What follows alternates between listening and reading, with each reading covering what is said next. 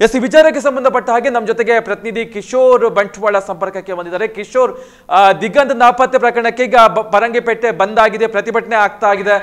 ಏನು ಪ್ರತಿಕ್ರಿಯೆ ಕೊಟ್ಟಿದ್ದಾರೆ, ಯಾರೆಲ್ಲ ಬಂದಿದ್ದಾರೆ, ಏನಾಗಿದೆ ಈ ವಿಚಾರದ ಹಿಂದೆ? ಅಂಜನ್, ಈ ದಿಗಂತ್ ನಾಪತ್ತೆಯಾಗಿ ಇವತ್ತಿಗೆ 5 ದಿನ ಕಳೆದಿದೆ. ಹಾಗಾಗಿ ಪೊಲೀಸ್ ಇಲಾಖೆ ಯಾವುದೇ ರೀತಿಯ ಸ್ಪಂದನೆಯನ್ನು ನೀಡಿಲ್ಲ ಅಥವಾ ಮಹತ್ವದ ಸುಳಿವು ಕೂಡ ನೀಡಿಲ್ಲ ಅನ್ನೋ ಒಂದು ಆರೋಪದಿಂದ ಇಲ್ಲಿನ ಸಾರ್ವಜನಿಕರು ಮತ್ತು ವಿವಿಧ ಸಂಘಟನೆಗಳು ಸೇರಿಕೊಂಡು ಇವತ್ತು ಪರಂಗಿಪೇಟೆ ಜಂಕ್ಷನ್ ನಲ್ಲಿ ಪ್ರತಿಭಟನೆಯನ್ನು ಮಾಡಿರುವಂತದ್ದು. ಕೆಲವೊತ್ತು ರಾಜರಸ್ತೆಯಲ್ಲಿ ಪ್ರತಿಭಟನೆಯನ್ನು ಮಾಡಿದಂತ ಪ್ರತಿಭಟನಾಕಾರರು ಆ ಬಳಿಕ ಒಂದು 10 ನಿಮಿಷಗಳ ಕಾಲ ಹೆದ್ದಾರಿ ಬಂದ್ ನಡೆಸಿ, ಒಂದು ಬದಿಯ ಹೆದ್ದಾರಿಯನ್ನು ಬಂದ್ ನಡೆಸಿ ಪ್ರತಿಭಟನೆಯನ್ನು ಮಾಡಿರುವಂತದ್ದು. ನ್ಯಾಯಕ್ಕಾಗಿ ಒಂದು ಹೋರಾಟದ ಒಂದು ಕಿಚ್ಚನ್ನು ಅಲ್ಲಿ ತೋರ್ಪಡಿಸಿರುವಂತದ್ದು. ಜೊತೆಗೆ ಒಂದು ಸೋಮವಾರ ಸಂಜೆಯವರೆಗೆ ಒಂದು ಗಡುವನ್ನು ಕೂಡ SP ಅವರಲ್ಲಿ ಪ್ರತಿಭಟನಾಕಾರರು ಕೇಳಿರುವಂತದ್ದು. ಯಾಕೆಂತ ಹೇಳಿದ್ರೆ ಈವರೆಗೆ 5 ದಿನಗಳಾಗಿರುವಂತದ್ದು. ಮತ್ತೆ ನಾವು ಇನ್ನೂ 2 ದಿವಸಗಳನ್ನು ಎಕ್ಸ್ಟೆಂಡ್ ಮಾಡ್ತಾ ಇದ್ದೇವೆ.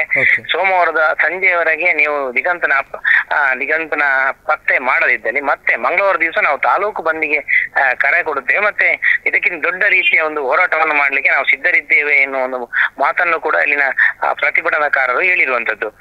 ಯಾಕಂತ ಹೇಳಿದ್ರೆ ಈ ಸಂದರ್ಭ SP ಕೂಡ ಸ್ಥಳದಲ್ಲಿ ಮನವಿಯನ್ನು ಪಡೆಯುವಂತ ಸಂದರ್ಭದಲ್ಲಿ ಅವರು ಈ ಮಾತನ್ನು ಹೇಳಿರುವಂತದ್ದು. SP ಶೀಘ್ರವಾಗಿ ಈ ಒಂದು ದಿಗಂತನ ಪತ್ತೆ ಮಾಡ್ತೇವೆ ಅನ್ನೋ ಒಂದು ಭರವಸೆಯನ್ನು ನೀಡಿದ್ರು. ನಾವೇನು ಸುಮ್ಮನೆ ಕೂರುವುದಿಲ್ಲ. ದಿಗಂತ್ ನಾಪತ್ತೆಯಾದ ದಿನದಿಂದ ಪತ್ತೆಗಾಗಿ ನಾವು ಬೇರೆ ಬೇರೆ ರೀತಿಯ ತನಿಖೆಯನ್ನು ಮುಂದುವರಿಸಿದ್ದೇವೆ. ಜೊತೆಗೆ ಈಗ ಪ್ರಸ್ತುತ ಜಿಲ್ಲೆಯ ವಿವಿಧ ಠಾಣೆಗಳಲ್ಲಿ ನುರಿತ ಮತ್ತು ಈ ಹಿಂದೆ ಇಲ್ಲಿ ಯಾರೆಲ್ಲ ಕೆಲಸ ಮಾಡಿ ಈ ಒಂದು ಭಾಗದ ಅರಿವಿದೆ ಅವರನ್ನು ಕೂಡ ಕರೆಸಿ ಬೇರೆ ಬೇರೆ ರೀತಿಯಲ್ಲಿ ತನಿಖೆಯನ್ನು ಮಾಡ್ತಾ ಇದ್ದೇವೆ. ಹಾಗಾಗಿ 1-2 ದಿವಸದಲ್ಲಿ ಮತ್ತೆ ದಿಗಂತನ ಪತ್ತೆ ಮಾಡುವುದಕ್ಕೆ ನಾವು ಶಕ್ತರಿದ್ದೇವೆ ಅನ್ನೋ ಭರವಸೆಯನ್ನು ಕೂಡ ಅವರು ಹೇಳಿದರು. ಯಾಕೆಂದ್ರೆ ಕ್ಲಿಷ್ಟಕರವಾದ ಕೆಲವೊಮ್ಮೆ ಪ್ರಕರಣಗಳನ್ನು ಭೇದಿಸಲು 1-2 ದಿವಸ ತಡವಾಗಬಹುದು. ಆದ್ರೆ ಯಾರು ಕೂಡ ಸುಮ್ಮನೆ ಕೂರಿಲ್ಲ. ಮತ್ತೆ ಅಂತಸಕ್ತ ಅಧಿಕಾರಿಗಳು ಪೊಲೀಸ್ ಇಲಾಖೆಯಲ್ಲಿ ಇದ್ದಾರೆ, ಮತ್ತೆ ಬಂಟ್ವಾಳದಲ್ಲಿ ಕೂಡ ಇದ್ದಾರೆ ಅನ್ನೋ ಮಾತನ್ನು ಕೂಡ ಈ ಸಂದರ್ಭದಲ್ಲಿ SP ಯತೀಶ್ ಅವರು ಹೇಳಿರುವಂತದ್ದು. ಇದ್ರ ಜೊತೆಗೆ ರಾಜಕೀಯ ಒಂದಷ್ಟು ಧುರೀಣರು, ಜನಪ್ರತಿನಿಧಿಗಳು, ಸಂಘಟನೆಯ ಪ್ರಮುಖರು ಕೂಡ ಇಲ್ಲಿ ಈ ಒಂದು ಪ್ರತಿಭಟನೆಯಲ್ಲಿ ಭಾಗವಹಿಸಿರುವಂತದ್ದು. ಅವರು ಕೂಡ ಒಂದಷ್ಟು ಏನು ಎಚ್ಚರಿಕೆಯ ರೀತಿಯಲ್ಲಿ ಪೊಲೀಸ್ ಇಲಾಖೆ ಏನು ಮತ್ತು ರಾಜ್ಯ ಸರ್ಕಾರದ ಏನು ನಡೆ ಇದೆ ಇದು ಸರಿಯಾದ ಕ್ರಮ ಅಲ್ಲ.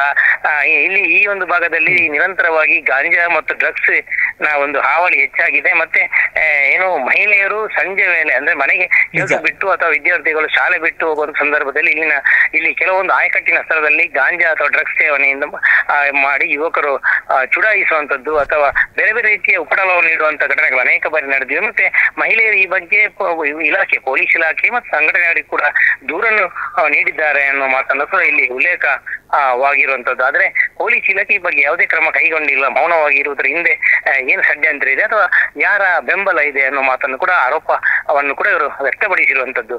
ಆದ್ರೆ ಜಿಲ್ಲೆಯಲ್ಲಿ ಏನು ಬೇರೆ ಬೇರೆ ಕಡೆಗಳಲ್ಲಿ ಇತ್ತೀಚಿನ ದಿನಗಳಲ್ಲಿ ಯುವಕ ಯುವತಿಯರೇ ನಾಪತ್ತೆ ಆಗುವುದು ಕೂಡ ಕಂಡು ಬಂದಿದೆ. ಆದ್ರೆ ನಾಪತ್ತೆ ಹಿಂದೆ ಏನಿದೆ ಅಥವಾ ನಾಪತ್ತೆ ಆದವರೆಲ್ಲರೂ ಪತ್ತೆ ಆಗಿದ್ದಾರಾ ಅಥವಾ ನಾಪತ್ತೆಯ ಬಗ್ಗೆ ಯಾಕೆ ಪೊಲೀಸ್ ಇಲಾಖೆ ಅದು ಕೂಡ ಇಂದು ಯುವಕ ಯುವತಿಯರು ನಾಪತ್ತೆ ಆದ ಸಂದರ್ಭದಲ್ಲಿ ಪೊಲೀಸ್ ಇಲಾಖೆ ಯಾಕೆ ನೆಗ್ಲೆಕ್ಟ್ ಮಾಡ್ತಾ ಇದೆ ಅನ್ನೋ ಮಾತನ್ನು ಆರೋಪ ಕೂಡ ಇಲ್ಲಿ ಕೇಳಿ ಬಂದಿರುವುದು. ಹಾಗಾಗಿ ಒಂದಷ್ಟು ಪ್ರತಿಭಟನಾಕಾರರು ಒಂದು ಆಕ್ರೋಶ ಕೂಡ ವ್ಯಕ್ತಪಡಿಸುವಂತ ಘಟನೆ ಕೂಡ ಇಲ್ಲಿ ನಡೆದಿರುವಂತದ್ದು. ಅಂಜನ್, ಈಗ ಪ್ರಮುಖವಾಗಿ ಬಾಲಕನ ಗೆಳೆತನ ಯಾವ ರೀತಿಯಾಗಿತ್ತು, ಆತ ಯಾವ ರೀತಿಯಾಗಿ ಇರ್ತಾ ಇದ್ದ, ಅದರ ಬಗ್ಗೆ ಏನಾದ್ರು ಮಾಹಿತಿ ಇದೆ?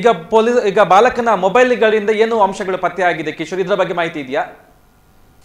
ಈಗ ತನಿಖೆ ಹಂತದಲ್ಲಿ ಇರುವುದರಿಂದ ಪೊಲೀಸರು ಈ ಬಗ್ಗೆ ಯಾವುದೇ ಮಾಹಿತಿಯನ್ನು ನೀಡ್ತಾ ಇಲ್ಲ. ಯಾಕೆಂತ ಹೇಳಿದ್ರೆ ಇದೊಂದು ಬಹಳ ಭಾವನಾತ್ಮಕ ಮತ್ತು ಒಂದಷ್ಟು ತನಿಖೆಗೆ ಪೂರಕವಾಗುವ ನಿಟ್ಟಿನಲ್ಲಿ ಇವರು ಈ ಒಂದು ಮಾಹಿತಿಯನ್ನು ಎಲ್ಲೂ ಕೂಡ ಬಿಟ್ಟು ಕೊಟ್ಟಿಲ್ಲ. ಆದ್ರೆ ಒಂದೊಂದು ಸತ್ಯ, ಪೊಲೀಸ್ ಇಲಾಖೆಗೆ ಕೆಲವೊಂದು ಪ್ರಮುಖವಾದ ಅಂಶಗಳು ಸಿಕ್ಕಿವೆ. ಮತ್ತೆ ಏನು ಈ ಬಗ್ಗೆ ತನಿಖೆಗೆ ಪೂರಕವಾದ ಏನು ಅಂಶಗಳಿದೆ ಅದೆಲ್ಲವೂ ಸಿಕ್ಕಿದೆ. ಆದ್ರೆ ನಾಪತ್ತೆಯಾದ ಅಂದಿನಿಂದ ಅಥವಾ ಆ ಬಳಿಕ ಅಥವಾ ಆ ಸ್ಥಳದಿಂದ ಆತ ಮೊಬೈಲ್ ಬಿಟ್ಟು ಹೋಗಿರುವಂತದ್ದು ಇವರ ತನಿಖೆಗೆ, ಅಥವಾ ಮೊಬೈಲ್ ಬಿಟ್ಟು ಹೋಗಿರುವಂತದ್ದು ಅಥವಾ ಬಿದ್ದು ಹೋಗಿರುವಂತ ಅದು ಕೂಡ ಅಸ್ಪಷ್ಟ. ಹಾಗಾಗಿ ಇದೊಂದು ಮೊಬೈಲ್ ಲೊಕೇಶನ್ ಇಲ್ಲದೆ ಇರುವುದರಿಂದ ಪೊಲೀಸರ ತನಿಖೆ ತಡವಾಗ್ತಾ ಇದೆ ಅನ್ನುವಂತ ಕೂಡ ಮಾಹಿತಿಯನ್ನು ಅವರು ನಮ್ಮಲ್ಲಿ ಹಂಚಿಕೊಂಡಿರುವಂತದ್ದು. ಹಾಗಾಗಿ ಒಂದಷ್ಟು ಕ್ಲಿಷ್ಟಕರವಾದ ಪ್ರಕರಣ ಇದಾಗಿದೆ ಅನ್ನುವ ಮಾಹಿತಿಯನ್ನು ಕೂಡ ಪೊಲೀಸ್ ಇಲಾಖೆ ನೀಡಿರುವಂತದ್ದು. ಎಲ್ಲರ ಸಹಕಾರ ಕೂಡ ಅಗತ್ಯ ಇದೆ, ಸಾರ್ವಜನಿಕರ ಸಹಕಾರ ಕೂಡ ಅಗತ್ಯ ಇದೆ. ಯಾಕೆಂತ ಹೇಳಿದ್ರೆ ಕೆಲವೊಂದು ಮಾಹಿತಿಯನ್ನು ಕೂಡ ತಮ್ಮಲ್ಲಿ ಹಂಚಿಕೊಳ್ಳಿ ಎನ್ನುವ ಒಂದು ಮಾತನ್ನು ಕೂಡ ಎಸ್ ಪಿ ಅವರು ಹೇಳಿರುವಂತದ್ದು. ಯಾಕೆಂತ ಹೇಳಿದ್ರೆ ಈ ಒಂದು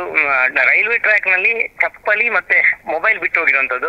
ಆ ಚಪ್ಪಲಿಯಲ್ಲಿ ರಕ್ತ ಕಲೆ ಕೂಡ ಇತ್ತು. ಆ ಬಳಿಕ ಈತನಲ್ಲಿ ಒಂದು ಪರ್ಸ್ ಇತ್ತು. ಆದ್ರೆ ಅದು ಆ ಪರ್ಸ್ ಅವನಲ್ಲಿ ಇದೆ. ಈ ಒಂದು ಕೆಲವೊಂದು ಅಂಶಗಳನ್ನು ಕೂಡ ಪೊಲೀಸರು ಗುಟ್ಟು ಮಾಡಿಕೊಂಡಿದ್ದಾರೆ. ಯಾಕೆಂತ ಹೇಳಿದ್ರೆ ಈ ರೀತಿಯ ಒಂದು ಪ್ರಕರಣ ಅದು ಕ್ಲಿಷ್ಟಕರವಾಗಿರುವಂತದ್ದು. ಅಂದ್ರೆ ತನಿಖೆಯನ್ನು ಮುಂದುವರಿಸಲಿಕ್ಕೆ ಬೇರೆ ಬೇರೆ ಆಯಾಮಗಳಲ್ಲಿ ಇವರು ತನಿಖೆಯನ್ನು ಮಾಡ್ತಾ ಇದ್ದಾರೆ. ಹಾಗಾಗಿ ಒಂದಷ್ಟು ದಿನಗಳು ಕಳೆದಿವೆ ಅನ್ನೋ ಮಾತನ್ನು ಕೂಡ ಪೊಲೀಸರು ತಿಳಿಸಿರುವಂತದ್ದು. ಅನ್ಯಾನ್. ಓಕೆ, ಧನ್ಯವಾದಗಳು ಕಿಶೋರ್ ಮಾಹಿತಿಗಾಗಿ. ಸತ್ಯ, ಸ್ಪಷ್ಟ, ನೇರ ಸುದ್ದಿಯೊಂದಿಗೆ ಯು+ ಟಿವಿ. ಇದು ಹೊಸತನದ ಸಂಕಲನ.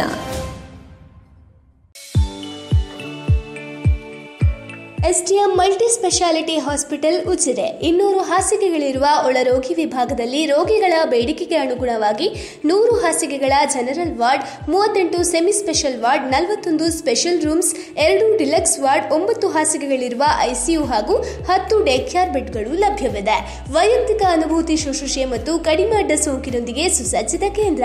ಶ್ರೀ ಧರ್ಮಸ್ಥಳ ಮಂಜುನಾಥೇಶ್ವರ ಮಲ್ಟಿ ಸ್ಪೆಷಾಲಿಟಿ ಆಸ್ಪತ್ರೆ ಉಜಿರೆ. ಸಂಪರ್ಕಿಸಿ 08256295611 ಅಥವಾ 08256295616 ಅಥವಾ 7760397878.